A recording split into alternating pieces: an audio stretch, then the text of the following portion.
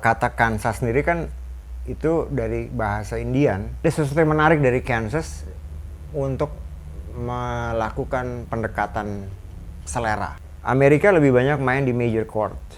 Jauh, banyak lagu lebih keren daripada Dancing in the Wind. Judulnya Song for America. Kakak-kakak perhatiin, nggak ada satu kata Amerika pun di lirik itu. Kok bisa? Pede banget.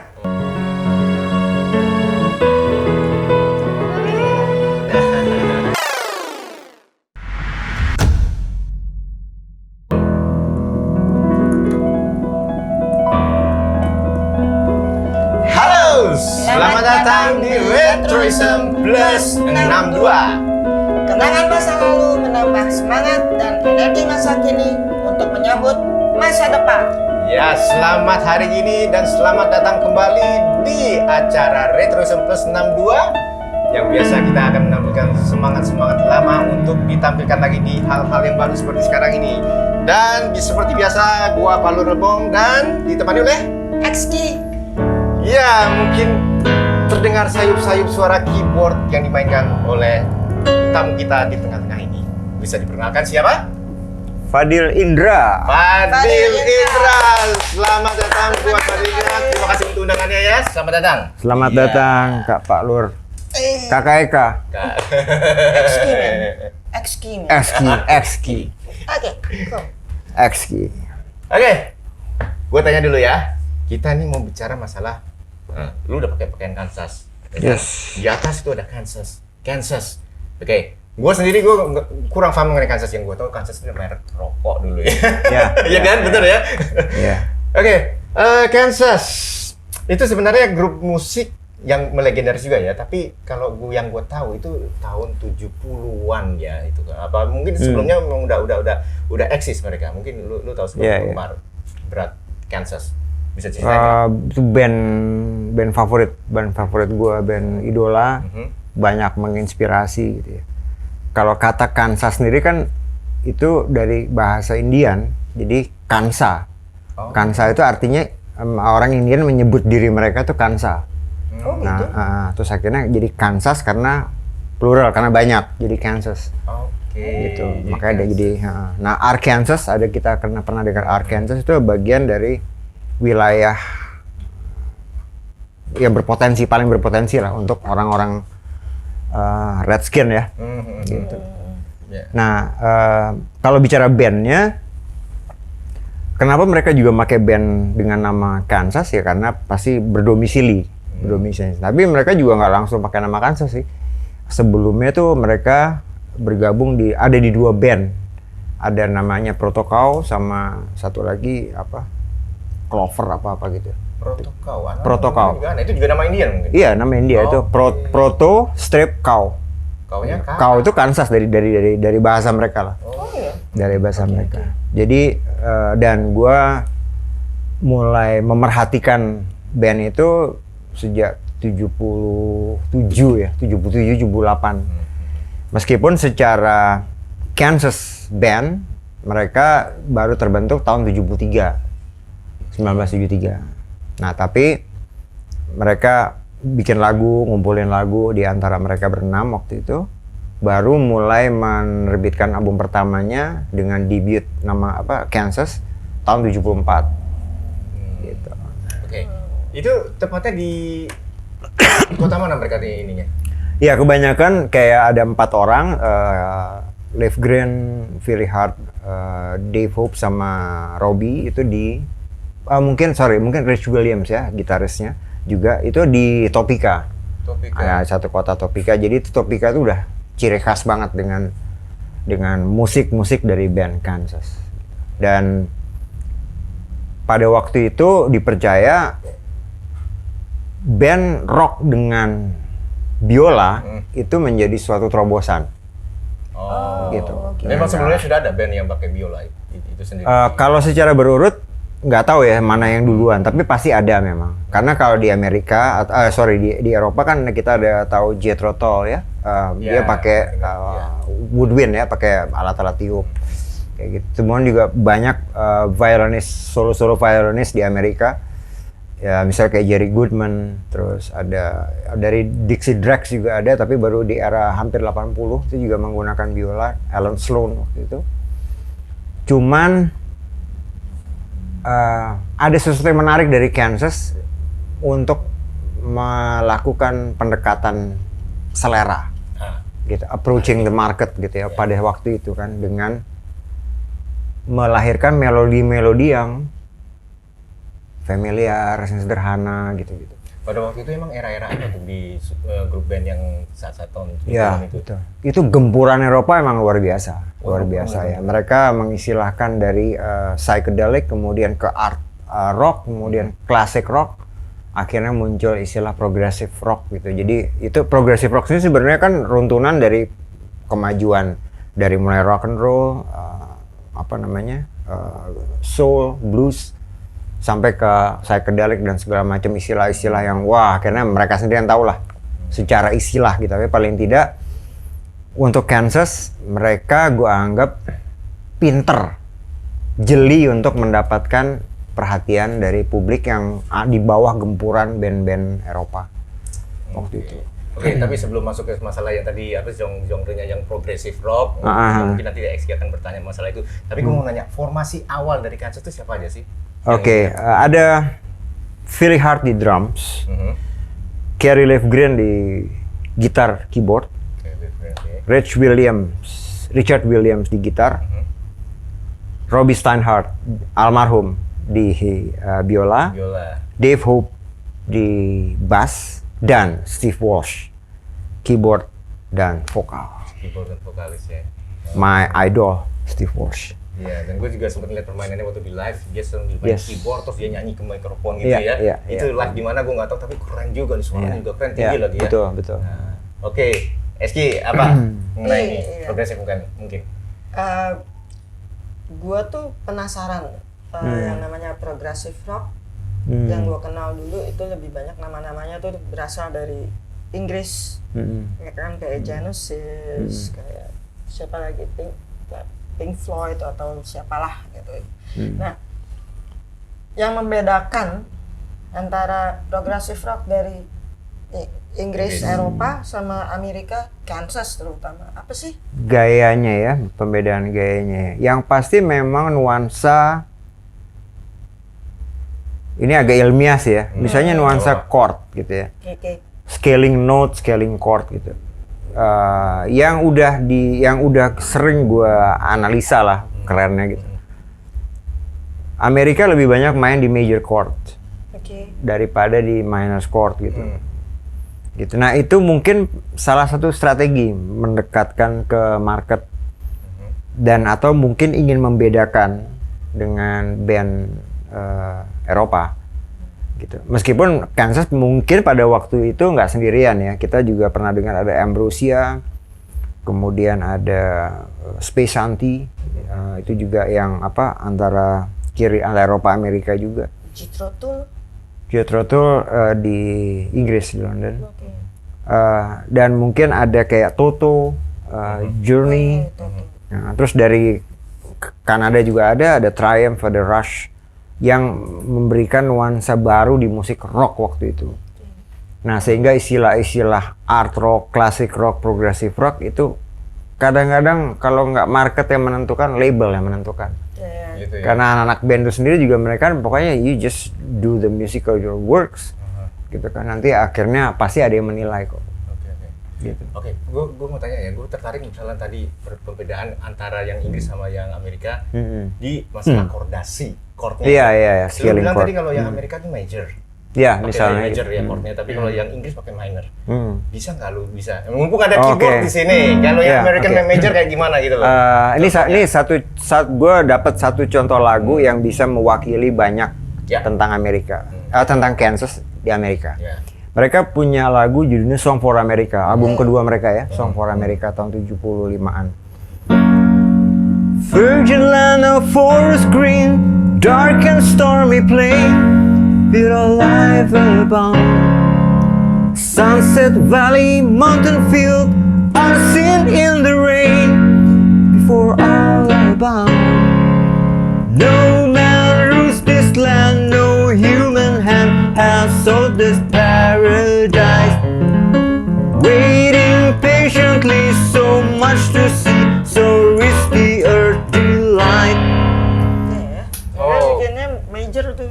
Itu major. Nah, Kalau minor, ya minor misalnya,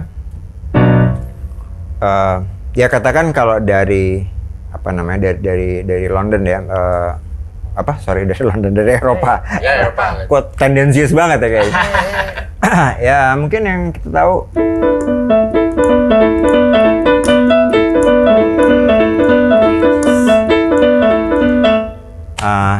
Yes, changes ya, changes. Nah. Ya. Wah, kakak tahu. Kok tahu Sip. sih Budos? tahu dong. Oke. Favorite ya. Oke, itu minor ya tadi ya? Ya, itu minor gitu. Jadi kan nuansanya gitu kan? Apa? Gimana tadi? Alah. Lupa kan?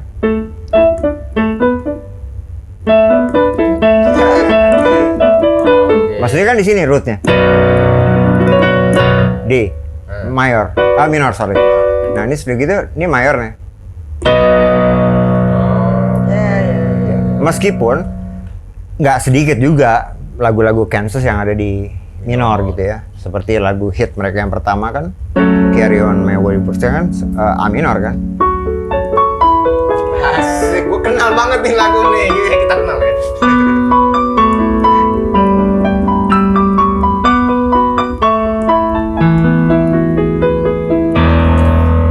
Nah, balik ke lagu Song for America tadi yang menjadi judul album kedua mereka. Judulnya Song for America. Kalau kakak-kakak perhatiin, nggak ada satu kata Amerika pun di lirik itu. Kok bisa? Pede banget. Tapi itu sorry. Liriknya tuh mengenai apa sebetulnya? Keindahan. Apa tadi? From America. Keindahan Amerika. Virgin land of forest green, dark and stormy plain. People all around.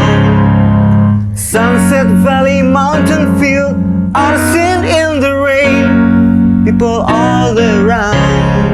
No man rules this land, no human hand has solved this paradise. Waiting patiently, so much to know that this won't delight.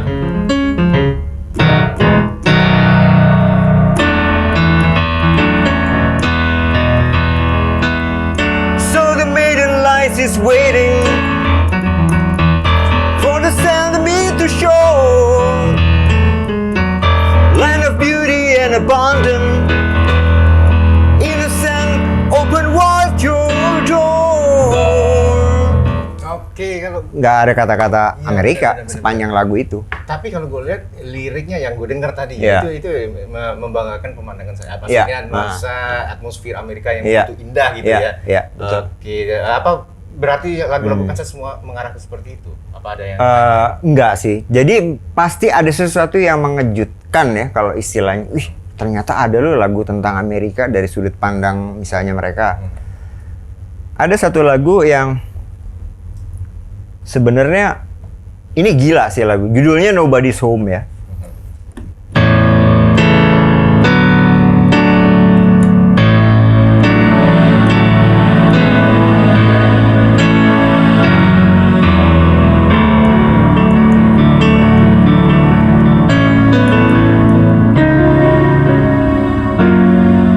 Langsung aja deh. I've come to learn, perhaps to teach, but I can tell somehow the world is limited, the ones to reach, no brighter future now. Across the galaxy, for not a bird, but no one heard. I've came for nothing, they were gone. Nobody's home.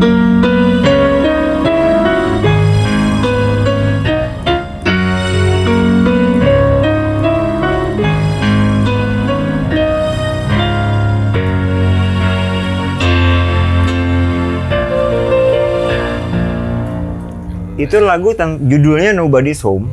Itu ilustrasi tentang alien. alien datang ke planet lu kan. I've come to learn, perhaps to teach, but I can tell somehow the world that I was sent to reach has got no future now. Ya. Across the galaxy, no one heard and no one born. I've came for nothing, they have gone. Nobody's home.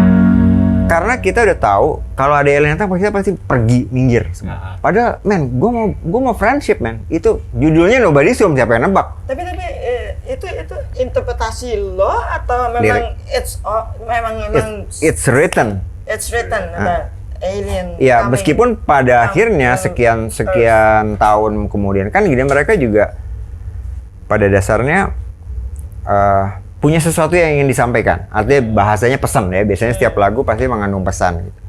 Ya udah kita tuh hidup artinya mungkin universe gitu ya. Tapi di kacamata mereka gua anggap mereka multiverse. Banyak ini dari bahkan termasuk planet. Across the galaxy gitu. Kayak gitu. Itu udah bayangan judul, cuman bikin judul lagunya aja keren banget. Nobody's Home. Jadi ini rumah bersama. Kebetulan kamarnya adalah misalnya planet Earth, mungkin ya dari persepsi mereka. Jadi itu kan masalah imajiner, masalah fakta dan data yang mungkin ada ya Pak. Kalau bicara Amerika semua data mungkin lengkap kali di sana. Gitu. Terlalu dekat sama ini. Ya, Terlalu dekat sama Hangar 51. Iya ya misalnya kayak gitu. Dan muncul lagi ya itu kalau Nobody's Home itu dari album Point of No Return 1977 itu berbarengan dengan hit nomor 1 mereka Dust in the Wind kan. Jadi Dust in the Wind itu ada di album Point of No Return 1977.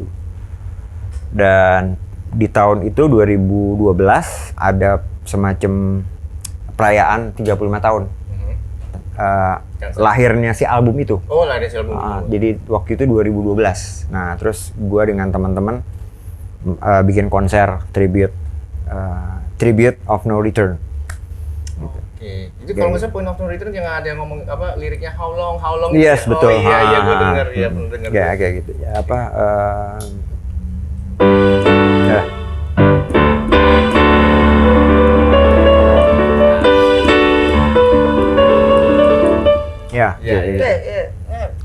Gue mau nanya, banyak orang tuh mendengar progressive rock yang dari benua Eropa ya.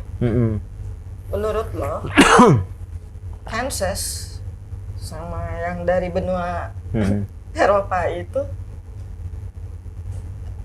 musiknya lebih rumit yang dari sana apa yang Kansas tuh masih bisa diterima. Kalau gue lihat sih kayak Dust in the Wind dan sebagainya itu yang paling simple gitu. Apa Kansas itu lebih simple daripada mereka yang dari benua sana? Ya ini kan sebenarnya pertanyaannya tentang pendapat ya. Tentang pendapat. Gua nanya jadi kebetulan kayak tadi ada changesnya Yes itu memang notnya aja ribet, apalagi hitungannya ribet. Tapi Kansas juga bukan yang nggak punya hal kayak gitu. Jadi kayak ada dari album pertama ya tahun 74 itu ada Journey from Mary Brown. Itu juga lumayan ribet dari mulai hitungannya misalnya gini.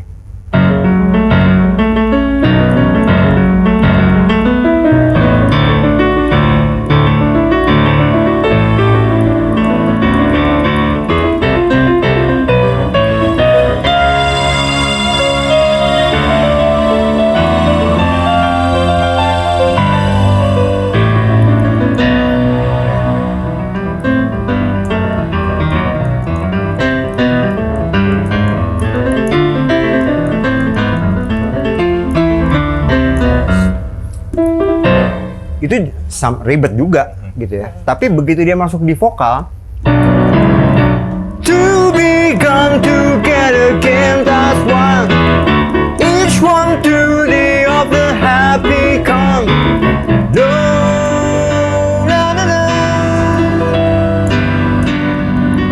Enak kan?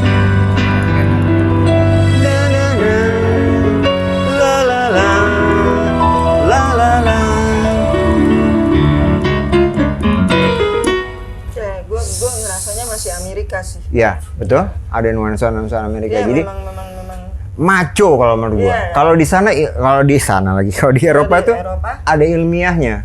Hmm. Ada ilmiahnya gitu. Dari mulai yang karena kalau tadi pertanyaan SG itu adalah ribet yang mana, itu sebenarnya lebih kepada bandnya.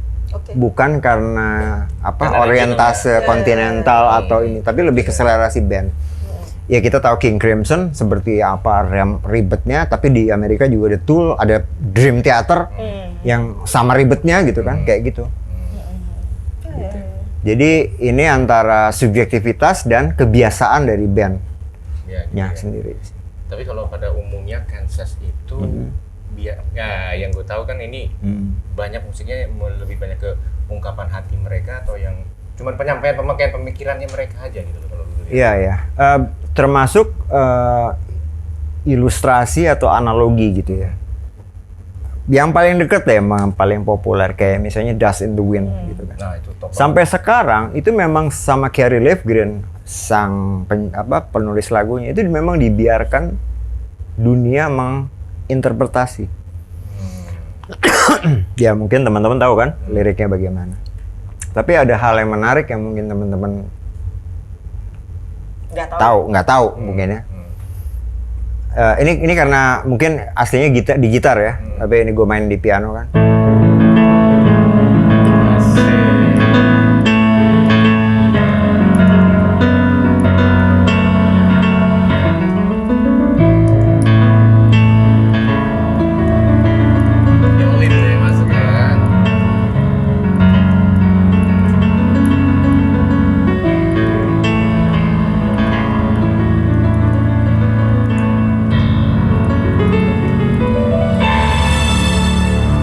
Suatu pagi, Kerry Livgren ambil gitar. Istrinya masak di pantry atau di dapur dengan kaca di mana. Ambil lah gitar. Kerry Livgren dengan kepagiannya itu ya, main. Dia mainin. Istrinya nyaut dari dalam. Wah, itu enak lagu itu. Apaan, orang gue lagi fingering kok. Enggak, beneran, itu enak lagu itu. Ya nggak mungkin kali gitu kan, kira-kira gitu kan. Udah, itu lagi sesi rekaman album Point of No Return 1977. Masuklah jam sesi rekaman. Datang ke studio. Tadi bini gue nyeletuk, gue main lagu gini. Gitu kan. Katanya asik. Yang lainnya bilang, iya asik, kayaknya asik. Dibecandain sama pemain bassnya namanya Devo. Bro, kita nih band, bukan soloist, dia bilang gitu. Karena cuma gitar. Coba aja direkam. Oke. Nah, di situ dikomplimen sama Robbie Steinhardt. Dikomplimen. Jadi main gitu. Gitu.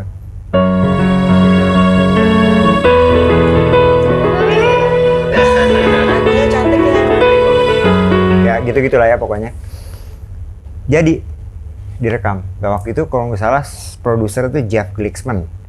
Nah, itu orang yang termasuk jeli waktu itu ya untuk mencari bridge antara Amerika dengan musik-musik Eropa. Jadi, boom, langsung jadi miliuner semua.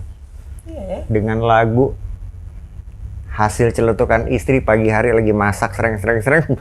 Si Kerry Livgren hanya orang gue lagi fingering doang. Fingering aja main kayak gue gini misalnya apalah gitu kan. Ya gitu-gitulah modelnya kayak.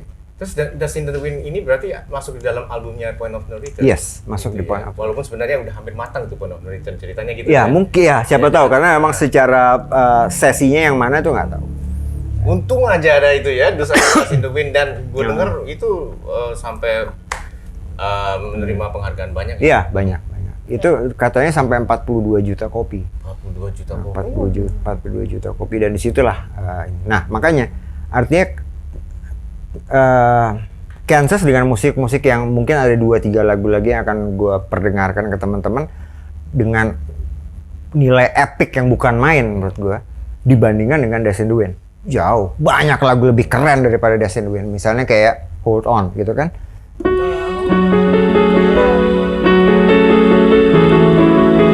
Tahu nggak sih, gue denger lagu ini, gue jadi ingat lagunya Interstellar-nya sih. in the mirror. Ininya Oh, Interstellar. Iya. Interstellar gitu. itu yang bikin lagunya. Oke. Iya, iya. Itu kayaknya inspirasinya dari situ karena gue denger Oke, ya makanya. Jadi itu sebenarnya sah-sah saja sih kalau menurut gua. Nah, kayak lagu yang tadi yang apa yang ada apa namanya? Yang to be gone together against us one, each one to the of the happy one, more than a friend, searching to meet a common end. They were new, each one knew all is well. Ini judul lagunya Journey from Mary Brown, dicuplik dari novelnya Hermann Hesse tentang gay di era kerajaan Jerman. Ada novelis Hermann Hesse kayak gitu. Yang ya itu menjadi sebuah karya yang akhirnya ya udah gue mau ceritain novel tapi daripada lo tebel gue bikinin lagu ya. Itu kan bagian dari apa namanya katakan ide untuk menyampaikan pesan ya, misalnya novel ada yang jadi film. Nah ini dicuplik dari novel. Bahkan ada judul lagunya Portrait menceritakan tentang Albert Einstein. Ada lagu tentang siapa itu orang kaya yang pilot itu lupa gue namanya. Itu judul lagunya yang ada filmnya. Closet Chronicles kayak gitu-gitu ya. Kalau nggak salah yang filmnya Leonardo DiCaprio itu mainnya. Bukan, Nggak ingat. Pokoknya orang kaya banget. Lupa namanya siapa. Judulnya? Hah? John Hughes. Howard siapa? Yeah. Howard Hughes, right? Iya, berarti Howard itu Hughes. ya filmnya Leonardo Yeah. DiCaprio apa tuh judulnya? Gue lupa. Oke. Howard Hughes. Itu judulnya kan konyol, Closet Chronicles. Karena emang dia apa namanya mengurungkan diri gitu kan. What's scary to the chorus kayak gitu-gitu. Nah, salah satu daya cintaku dengan band ini adalah kecintaan Kansas dengan Indian.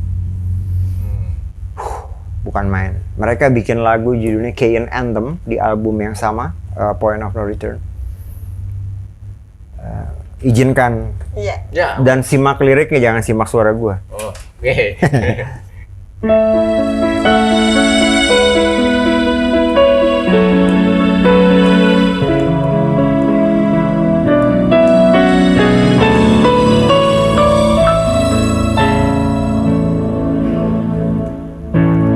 From the mountain to the sun,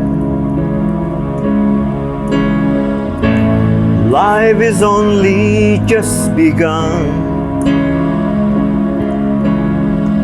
We wed this land and pledge our soul to meet it end. Life is only just begun. Here my people roams the earth, in the kingdom of our birth, where the dust of all our horses hide its sun. We are mighty on the earth, on the earth. Masuk vokal 2. You have come to move me, take me from my ancient home, land of my father, I can leave you now. We will share it with you, no man's on this earth we roam.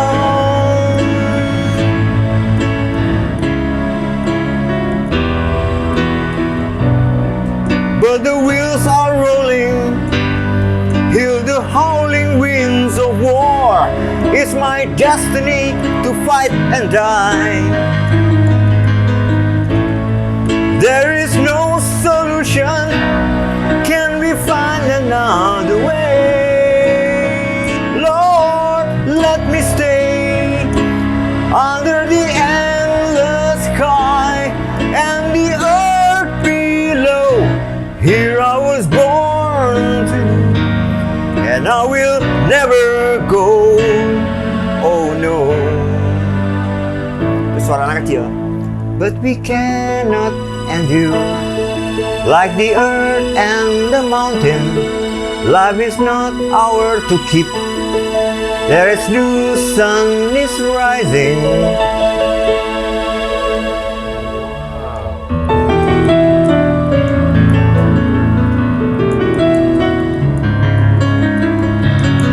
Masuk bridge nih ya. Nah, masuk perang ya.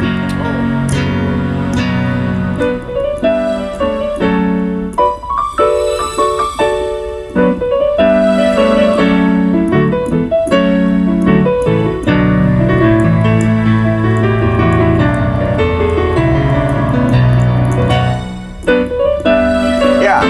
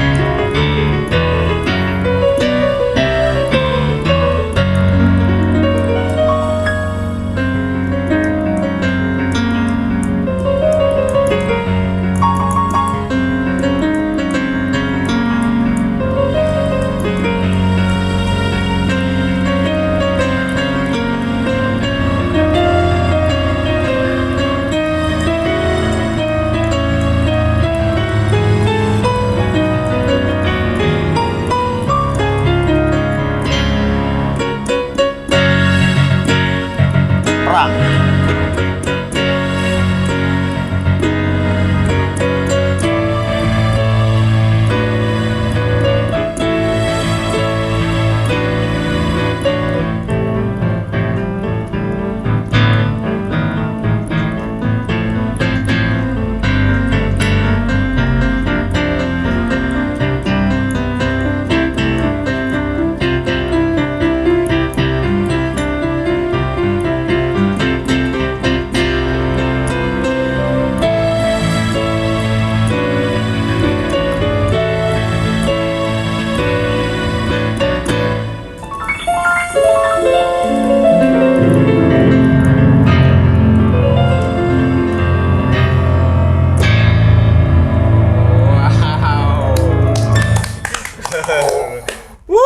Untung lancar, lumayan lah.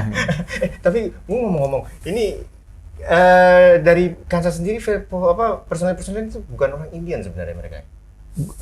Memang agak terselubung ya. Gue agak curiga Steve Walsh itu anak Indian.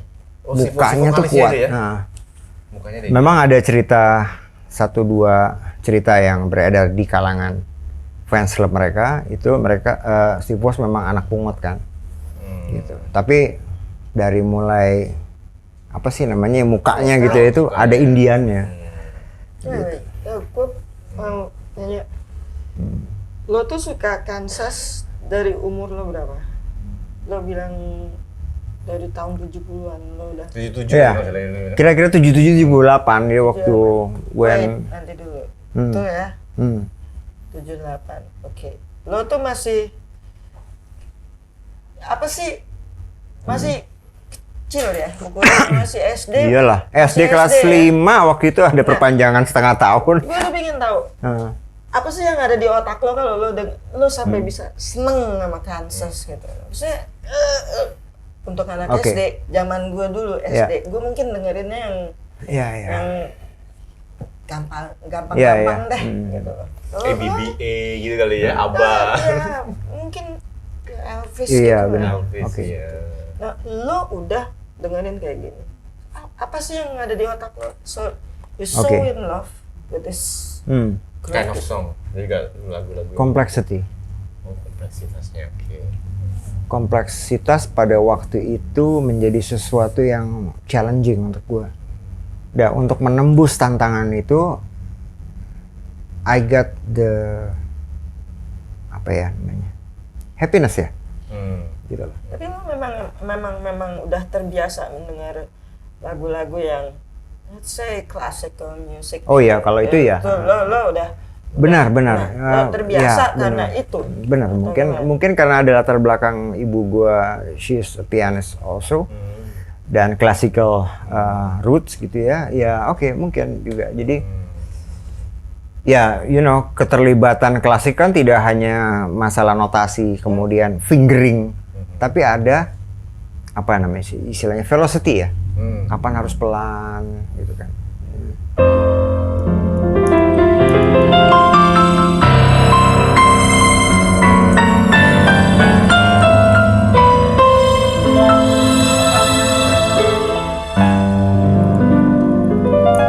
Pelan banget. Kayak gitu kalau model. Kayak gitu. Itu tingkat kesulitan macam-macam kan? Ya. Dari notnya, fingeringnya, sama gimana menguasai emosi ya. Pada saat itu. Gue bingung gitu. Waktu lo SD, terus lo udah mulai seneng dengan jenis musik kayak itu. Istilahnya yang rumit dan kompleks gitu kan. Iya. Mainkan itu. Sementara anak-anak SD dengan Cica Kuswoyo kan. Ya, oke. Cica, ya. Hai Cica, hai Sari, Ning. Tapi lu merasakan sendiri gak waktu di SD lu udah seneng Kansas kayak gini, lagu-lagu yang seperti ini, kodasinya rumit, dan lu melihat kok di pergaulan gua kayaknya anak-anaknya nggak seperti gua. Ada nggak merasakan seperti itu? Ada ya. Dan sama sekali nggak bukan masalah. Ya, sama sekali nggak masalah karena seolah-olah gue tahu menempatkan. Oke, ini ada disco. Zaman kita SD juga kita sudah ada diskoan kan dengan lampu lapor lip. Ya oke, gue ikut gitu kan. Tapi pada saat gue tahu waktu gue kapan untuk menyimak, gue lakukan itu sendiri, benar-benar penetrasi sendiri. Sehingga saat mulai kelas 5-6 SD itu mulai mengkoleksi kaset dan buku. Waktu itu memang gue punya 2 fokus koleksian waktu itu, kaset dan buku. Sampai titik gue punya 6.000 kaset, kemudian masuk era compact disc. Untung mahal. Kalau murah gue belanjain juga gitu loh. Kira-kira gitu. Ini gue mau nanya. Dulu lo pertama kali lo kenal Kansas. Gue balik lagi ya. Gue nanya lagi karena curious gue. Iya, biasanya kan kalau orang tuh pasti punya temen buat dengerin musik gitu ya. Oh iya, oke. Punya sohib lah yang lo punya satu selera gitu. Dulu lo kalau dengerin Kansas atau lagu-lagu yang progresif waktu masih SD itu siapa? Iwan Hasan. Hasan. One of a kind untuk gue. Gitu, jadi partner in crime ya. Jadi sejumlah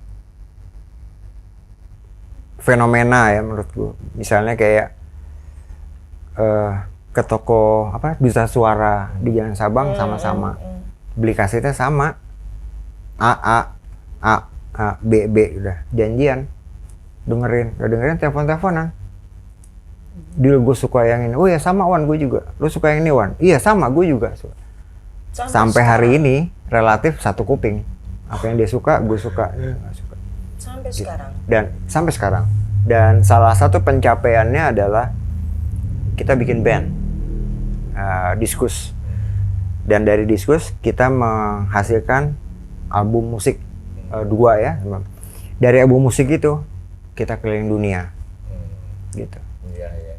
Nah, gue menganalogikan di Kansas itu Philly Hart, the drummer dan sekarang menjadi manajer band itu dia pernah menyatakan suatu pernyataan maksudnya di band. Kerry Livgren nulis lagu, Steve Walsh nyanyi. Itu udah kekuatan bagi Kansas itu sendiri. Plus dengan 2 gitar, kadang-kadang 2 keyboard dengan sentralisasi di biola. Jadi betapa sebuah konsep musikalisasi hal baru di era waktu itu yang ujungnya tetap aja how to get the market. Adalah Carry On Wayward Son, kemudian ada Lost in the Wind, bahkan era-era beberapa keluar ada judul lagu Chasing Shadow ya.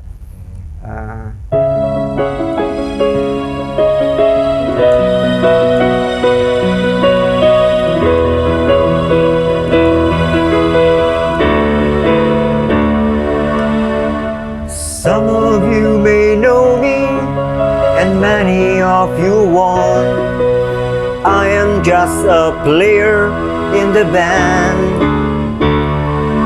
Some of you will listen, and some of you will hear.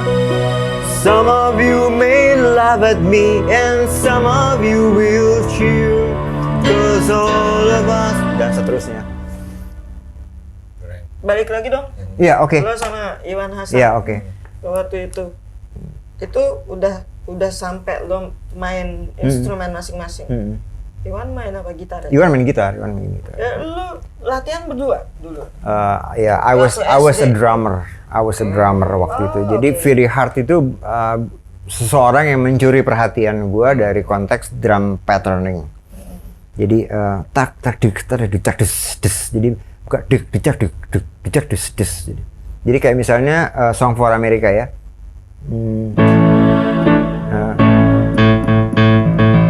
Gitu.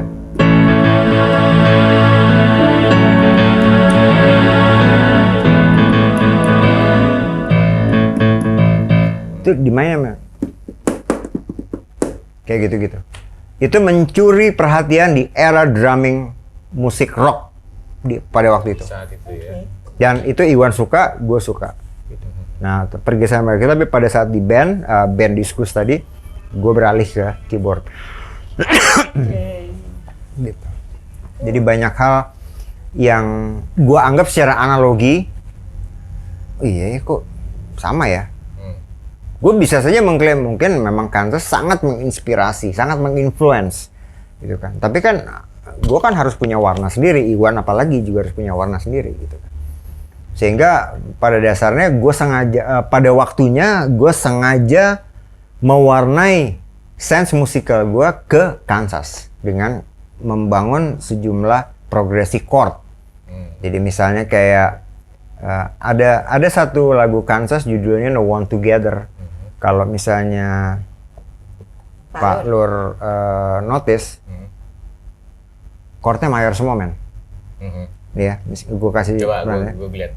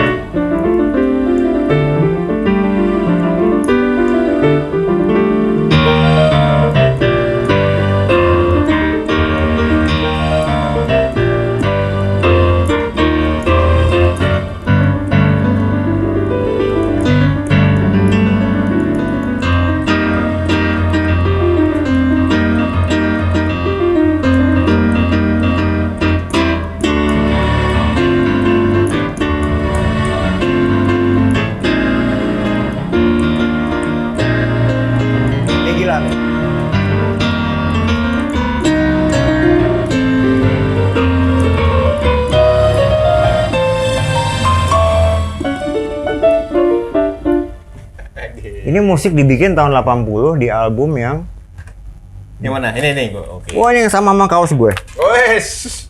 Pas banget. Tahun 1980. 1990 ya. Judulnya No One Together. Chorusnya menarik banget. No one together. No one is touching ground. Look at each other. Chaos is all around. Spin situation. Nothing is really new. No one together. No one is me and you. Itu lagu itu. Tahun 80. No One Together judulnya. Oke, terus balik ke masalah kan akhirnya lo punya istilahnya kesamaan dengan Iwan Hasan akhirnya lo kan berdua. Nah itu pasti kan lo mau bikin istilahnya band kayak untuk mengcover band-band bukan mengcover band, Iya, cover Kansas. Iya, iya. Lu menemukan nggak akhirnya format sendiri gitu? Sangat. Akhirnya lu bikin Ya, akhirnya ada menemukan. ya? Akhirnya menemukan sengaja atau nggak sengaja, gua diskusian sama Ungki Blues ya. Muhammad Arif Budiman Panggil dong, Ungki. ya Ayo Ungki, gitu. Suruh kesini Ungki deh. Blues gitu kan, dan dia menjadi partner in crime gua khusus di Kansas, meskipun juga kita ngobrol banyak banget. Dan orang kedua adalah Imron Ilyas Sutansati, mantan vokalis gue di band Atmosfera sama Iwan Hasan. Nah, Imron beruntung dia pernah nonton Kansas di Amerika. Oh iya. Karena dia di sekolah sound engineer di Amerika gitu. Nah, tapi Imran baru sekali sebagai bantu kita sebagai sound engineer di Tribute Kansas pada tanggal 28 September 2016. 2000? Oke. Ceritanya adalah 28 September 2016 di Amerika, mereka meluncurkan album terbaru mereka sejak tahun 2000. Dengan 16 tahun vakum. 16 tahun vakum, meskipun mereka juga konser-konser, ada juga beberapa konser live konsernya mereka gitu ya. Indonesia kan duluan dong, 28 Septembernya duluan dong, Amerika besok, ya kan? Iya, betul. Entah gimana caranya, pemain gitar kita Alvin Angga Kusuma, band tribute gue yang bernama Magnum Opus. Jadi kita bikin band tribute untuk Kansas namanya Magnum Opus. Dapat cuplikan salah satu hit dari album The Prelude Implicit yang akan di launch officially tanggal 28 September. Kita bikin tribute night. Sebelum Kansas mainin, kita udah main duluan. Oh iya. Yes. Apa judulnya gue lupa.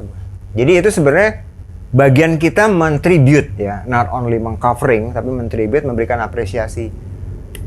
Dear all Kansas gitu kan, congratulations for your new album in 2016. This is the song. Dapat feedback dari mereka. Nah, kebiasaan kami sejak tribute pertama kali tahun 2012, kita selalu bikin kompilasi video, baik yang sifatnya streaming atau yang benar-benar serius kita rekam gitu. Kita pasti kirim. Nah, di 2012 karena ini adalah usia 35 tahun Dust in the Wind. Ini ya, begini ya. Oke. 2012 ini apa nih? Coba bisa diceritakan ini. Nah, jadi ini judul tribute-nya adalah Tribute of No Return. Oke. Gue bikin komunitas para pencinta musik Kansas bernama Kansasia, Kansasia, gitu ya. Kemudian band yang gue bentuk namanya Magnum Opus. Ini pertama kali tampil di tanggal 15 Juni tahun 2012. 15 Juni itu sengaja dipilih, kebetulan jatuhnya memang itu ulang tahunnya Steve Walsh. Oh, oke. Gitu. Si vokalis itu ya. Si vokalis itu gitu. Kita bikin di Mario's Place waktu itu. Sama Tapi siapa akhirnya aja lo main? nah, yang Wah, yang datangnya ya. nah ini adalah peserta, para pesertanya Peserta. gitu. Hai teman-teman. Oke, ini gue sebutin ya. Ya. Ada Fadil Indra ya lo, oke. Iya. Terus Alvin Angga Kusuma, oke. Eko Partitur, ya. Ezra Simanjuntak, Ezra, sorry. yes. Ezra Simanjuntak. Terus apa nih? Fedi, Terus pemain siapa lagi? bass. Harry Bolki. Harry Bolki, Iwan Hasan. Terus Dodi Katamsi, Yes. Baruna Dri Potomo, Ungki Blues, oke. Iksan, Trisakti, dan Bob terakhir Rock. Bob Rock. Ya, kita juga didukung sama komunitas Indonesian Prog Society, kemudian komunitas Pro Kralro, Progressive Kralro, dan komunitas Silverian 86. Gitu. Ini pertama kali terjadi tribute untuk Kansas terbesar di dunia kali. Oh, 22 lagu men non-stop. Oh, iya. Iya. Itu berapa jam tuh jadi main? Lupa. Tapi yang gue inget ternyata kita nggak jadi main di Mario's Place, kita main di Vicky Sianipar Music Center. Karena tempatnya lebih apresiatif kan gitu. Nah, disinilah terjadi berbagai gimmick ya. Satu contoh misalnya gue ngajak 6 pelajar SD atau SMP bawain Dust in the Wind dengan baju Jawa. Wow. Jadi pada saat Iya.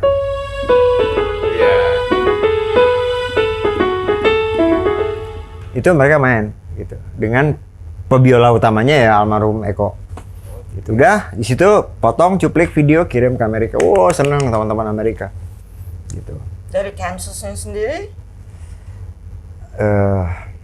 suatu ketika kita pernah nyoba jor-joran nih, apa namanya, bom woro-woro tribute, entah tahun yang kapan. Ya waktu itu medianya hanya Facebook ya, Instagram belum terlalu ini seru. Tiba-tiba di komen loh sama Dave Hope, pemain bassnya. Good luck guys.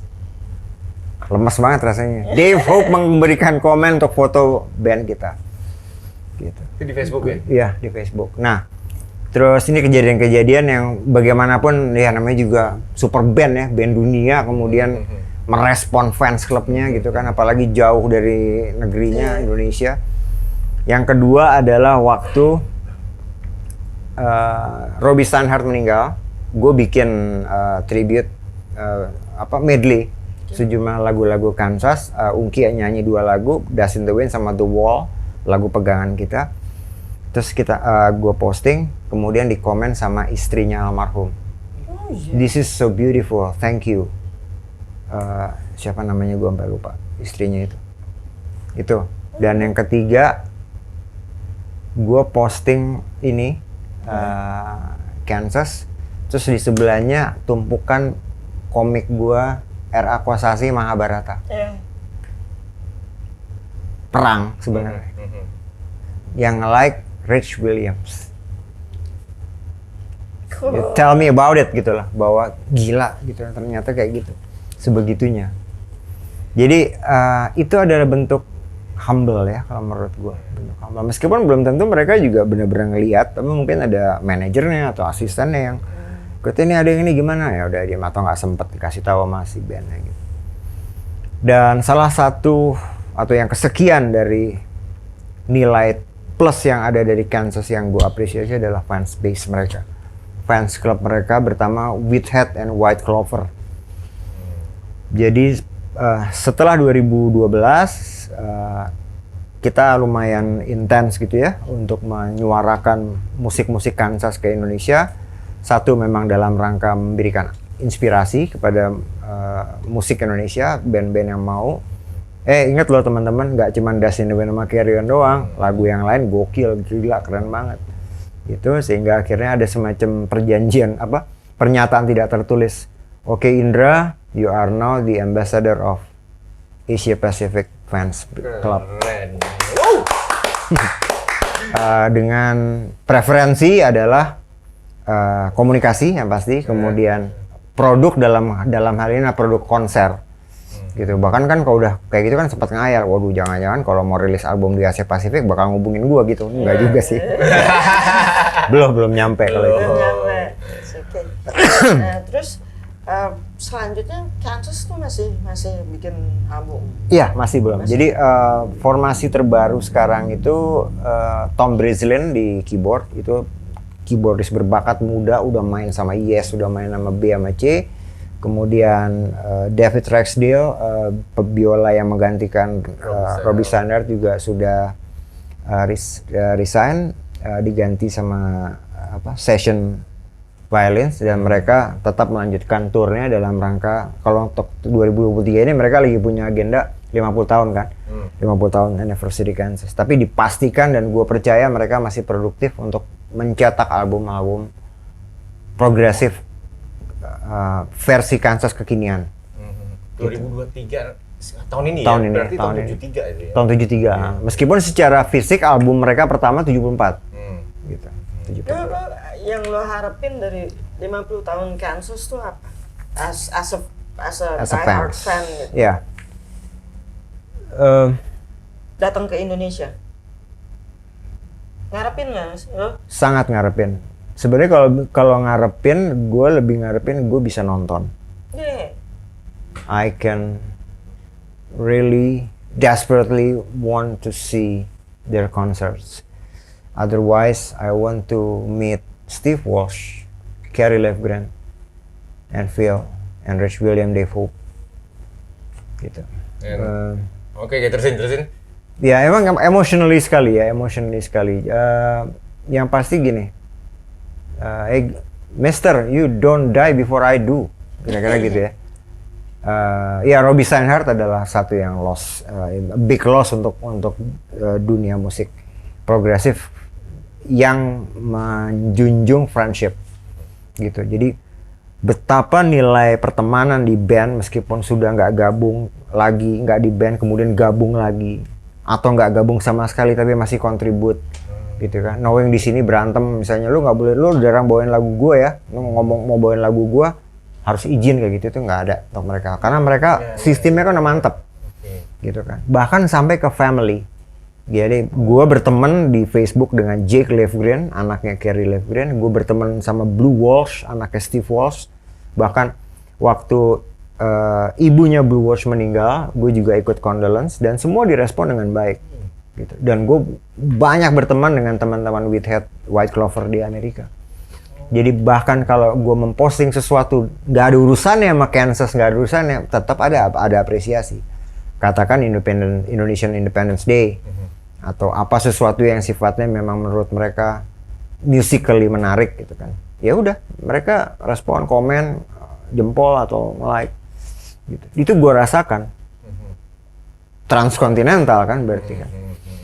Jadi connecting people ya bahasanya kalau mau pinjem istilah itu, tapi beyond the music itself kalau menurut gue, di luar urusan musikal, karena musiknya sendiri kan subjektif kan. Gue suka, lo nggak suka, gue suka nomor 2, lo suka nomor 7, kan subjektif gitu kan. Tapi di balik itu friendship mereka ada sesuatu yang harus diapresiasi, musikalitasnya apalagi, dan yang terakhir yang mencuri perhatian adalah masalah nationality-nya. Artinya membanggakan negara sendiri tidak dengan menjatuhkan negara lain atau bahkan Indian katakan gitu kan. Dari lagu tadi yang judulnya Cajun Anthem. Jadi memang itu anthem, tapi untuk suku bangsa Cajun, Sioux gitu. Kayak gitu. Ya udah, memang kalau pada saat itu harus berantem, ya kita berantem. Karena, tapi harus ingat loh, nggak ada yang berhak atas tanah dimanapun Anda berada. Sun and mountain gitu. Tapi dari lu connecting sama ya istilahnya orang-orang yang terlibat di Kansas di Amerika. Oh iya. Lu sempat terjadi ada kayak ini nggak konversasi yang istilahnya rutin atau intensitas dengan mereka, jadi bisa akhirnya lu bisa gue di Indonesia ini adalah land beautiful land apa gimana sih, lu pernah nggak? Pengen sekali sih sebenarnya Pak Lur untuk yang definitif gitu ya. Yeah. Misalnya gini, guys, lu bisa nggak sih traktir gue ke Amerika? I will give you ABCD. Gitu. Bahkan sempat ada ide gila waktu Robbie Sanders masih hidup. Gue pengen traktir 3 orang yang pada saat itu sudah tidak di Kansas. Robbie Steinhardt, Kerry Lefgren, dan Steve Walsh.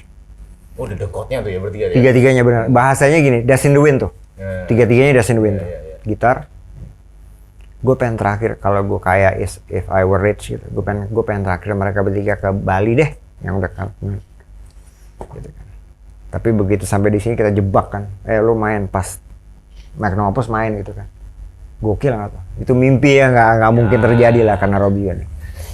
Tapi di balik itu ada satu komunikasi dari teman kita, Keith Rustam, bantu nelfon ke seseorang namanya Rick Henry, teman di Amerika, untuk membuka peluang mungkin nggak di sini. No man, that is impossible, bilang gitu.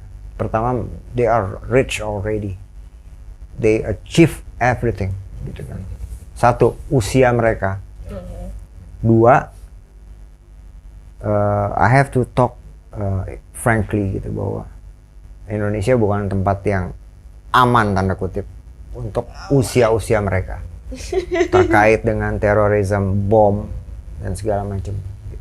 Itu tahun kapan dapet itu? Seingat gue 2014-an. Atau mungkin selambat-lambatnya 2016 sebelum album Prelude Implicit itu lahir. Gitu. Dan itu ya akhirnya membuat ide gue jadi berbalik gitu. Nggak mungkin lah, udah oke. Karena kita pernah waktu itu Ungki, aku sama beberapa teman dari Proklaro bikin acara Rock Lingers ya, rock lintas generasi itu setiap tahun. Di 2013 itu kita bikin spanduk Kansas, tulisan Kansas to Indonesia. Pokoknya ada lah gitu, gede gitu. Jadi abis kita konser kan banyak band, ada Rotor juga main waktu itu, segala macam. Abis itu kita naruh spanduk apa ya tulisannya pokoknya welcoming Kansas to Indonesia lah, kalau gitu. Kita ngundang. Itu gue blow up. Ya wish we could, wish we gitu segala macam. Nah, itu kan terjadinya memang bisa dua model. Pertama manajerial atau memang emosional desakan dari para fans. Nah, kalau misalnya katakan sesuatu yang beautiful tadi kita jual, itu udah nggak akan dilarang gitu lah. Cuman gue kayak nggak punya nyali. Lo datang dong main ke Indonesia dong, ada Bali ada enggak, gue pengen lo datang ke sini dong, gue pengen nonton titik, daripada gue kesana gitu. Itu sesuatu yang biasa. Tapi kalau lo kesini untuk gue yang nonton kan berarti gue jagoan kan, kira-kira gitu. Kayak gitu, kayak misalnya orang-orang kaya itu kan ngundang Eddie Van Halen lah segala macam datang untuk main secara private gitu di suatu ruangan kayak gitu. Tapi kan ya udah, misalnya kalau mainnya datangnya oke deh, kami cuma mau datang ke Bali misalnya, ya udah datang ke Bali. Sampai gue bilang ya udahlah, Steve Carey sama Robbie please you go vacation to Bali, ajak istri sama maksimal 2, gua traktir semuanya gitu. Tapi dengan secara terselubung bikin konser kita. Ski bikin konser Pak Lur di sana. Main datang, jebret, pecah. Australia pun datang pasti. Iya. Emang nggak tahu ya, banyak super grup yang belum kesini. Ya banyak. Nah itulah, itu mungkin salah satu tantangan masa depan ya. Oke, tapi yang gue tahu kan tadi lu bilang kalau Kansas ini 2023 adalah 50 tahun ininya mereka. Ini benar-benar tahun ini berarti suatu momentum yang besar banget ya buat Kansas dan mungkin buat fanbase-nya sendiri. Dan dari lu sendiri ada rencana gimana tuh untuk yang 50 tahun Kansas? Secara mungkin lu fanbase-nya di sini atau lu pribadi gimana? Lagi-lagi kalau bicara euforia, itu pengen sih bikin satu mini konser yang konsepnya intimate konser. Mungkin kita main satu lagu, kita bedah lagunya kayak tadi lah. Ini loh tadi Ski Pak Lur lagunya tentang Kane Anthem. Perhatiin deh liriknya. Udah misalnya, atau yang tadi yang beatnya ribet banget. Gimana tadi main drumnya? Dikasih lihat. Oh gini, hitungannya gini. Nah itu pengen banget kayak gitu. Nah apapun bentuknya sebenarnya adalah cara kita mengapresiasi, menghargai karya-karya Kansas. Gitu. Dan itu memang pengen at the maximum ya November Desember rencananya. Meskipun secara momentum kita juga nggak tahu sebenarnya yang dianggap 50 tahun puncaknya di kapan sih gitu kan. Mereka nggak pernah. Karena kan mereka setiap kali mau nggak pernah declare mereka ya. Specifically enggak, tapi kalau mereka mau konser itu kan mereka langsung gelar satu tahun kalender kan. Bahkan tiket boxnya kadang-kadang udah 11, 12 bulan, 14 bulan sebelum acara mereka udah buka. Gitu, meskipun ada 1-2 hal force major di cancel atau dipindah tanggal. Tapi kalau misalnya kita beli kaos yang 50 years anniversary Kansas, itu di belakangnya udah jadwal konser mereka 1 tahun. Pegel loh bacanya. Sebulan berapa kali tapi memang rata-rata Amerika. Terakhir yang gue tahu Kansas main di luar Amerika itu adalah di Sweden Rock Fest. Satu-satunya. Gue lupa tahun berapa, 16 apa berapa. Tapi itu masih ada Steve Walsh. Sweden Rock Fest. Gitu. Bahkan Steve Walsh sendiri seorang Amerika, websitenya aja tuh yang bikin orang Jerman. Gitu ya. Bingung gue juga. Frank Zappa. Gitaris legenda itu punya kampus Zappanale di Jerman. Dream Theater, fans base terbesar di dunia Jerman. Bingung gua. Iron Maiden ada kopinya Halloween, right? Di Jerman gede banget. Halloween ya. Halloween ya kan? Jadi Jerman itu menjadi satu parameter untuk Eropa dalam rangka industrialisasi kalau menurut gua. Kalau bandnya ya oke lah, tetap masih Great Britain katanya gitu kan. Tapi banyak buktinya, ada Pain of Salvation, right, dari Finlandia, dari kawasan Skandinavia. Kemudian band-band Itali, Le Orme, Scarlet, banyak banget yang bagus, yang istilahnya akrobat. Mereka nggak memperhitungkan laku berapa, Spotify berapa, yang penting memang ada sesuatu yang out of the box bagi mereka gitu, untuk memberikan pilihan gitu. Kansas rata-rata paling pegel 5/4. Sisanya 4/4, 6/8 masih aman. Iya. Gitulah. Keren. Gue dengerinnya kusuk karena gue mencoba untuk mengerti. Oh, oke. Nggak apa-apa kalau memang ada sesuatu yang... Ya memang gue juga nggak tahu ya bagaimana, apakah ini suatu gini loh gitu. Nah, gue juga mungkin nggak punya passion ke sana. Gue cuma mau ceritakan apa yang terjadi dengan diri gue terhadap apa yang gue alami di Kansas.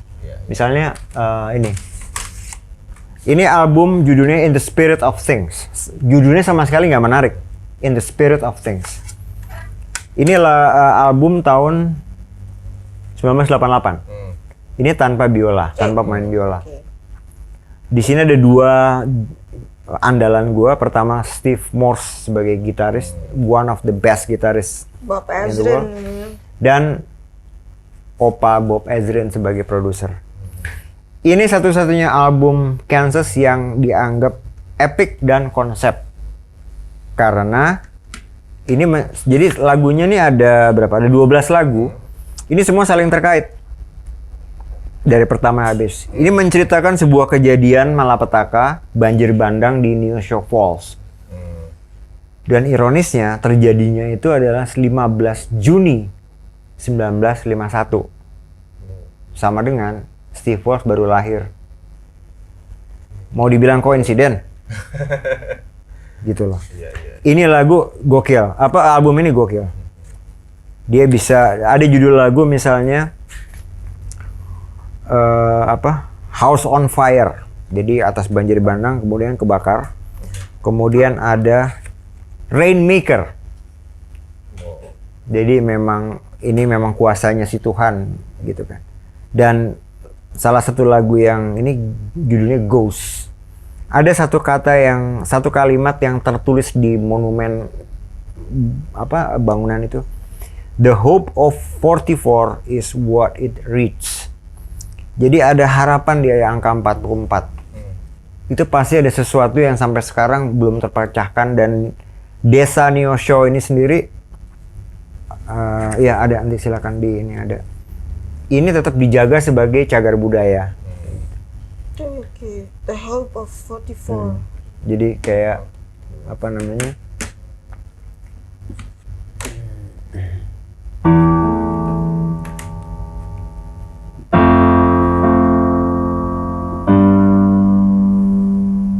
Lupa gue. Tapi paling tidak liriknya itu sendiri sudah menerjemahkan banyak penyampaian, banyak pesan. Ya. Banyak pesan. Gitu. Oke, sebelum kita menyudahi, sayang waktunya juga udah ini. Ada pertanyaan dari lo terakhir? Nggak ada? Udah cukup banyak. Tadi kan nanya terus ya. Pengen nanya tapi sudah harus ini. Sudah saatnya menyimak lagu-lagu Kansas lebih banyak. Tapi yang gue harap, maksudnya hubungan antara lu dengan Kansas yang di Amerika juga tetap akan berlangsung, dan tahu mudah-mudahan akan terjadi di mana yang di luar ekspektasi lu, pihak Kansas mau datang ke Indonesia itu udah sesuatu yang luar biasa sekali ya. Itu yang lu harapkan kan juga. Sangat harapkan. Seru juga tuh Kansas bisa di sini, man. Yang mudah-mudahan dari ngapainnya itu ntar ya. Lo traktir gue ya. Iya, oke. Traktir gue nonton Kansas kalau Kansas kesini ya. Pokoknya siapapun yang bisa menghadirkan Kansas, gue akan ngelamar sebagai pekerjaan nomor 1 di depan. Gue yang akan menyambut Kansas. Oke, anyway ya udah sampai di sini dulu. Tapi gue cuma minta request satu lagu buat lo. Maksudnya gini, kan kalau di lagu-lagu itu ada yang namanya prelude, ada etude. Oh iya. Oke, gue minta etude yang dari lagunya si Kansas yang mungkin didengar sebelum kita. Benar. Atau enggak? Oke, kita melakukan penutupan, lu nanti habis itu main. Oke, siap. Oke, tutup dulu. Oke, gue tutup, saya nggak ada tirainya ya. Sampai di sini dulu. Tapi kalau lu ada obrolan santai ini menarik, ya ingat. Share, like, komen, dan subscribe. Oke? Jadi sampai ketemu nanti di episode berikutnya dengan topik yang lebih menarik. Untuk itu sementara mari kita dengarkan satu etude atau lagu pengakhiran dari Kansas. Nggak tahu apa judulnya, nanti akan dimainkan oleh Om Fadil Indra. Oke, Om Fadil sebelumnya kita selamat dulu.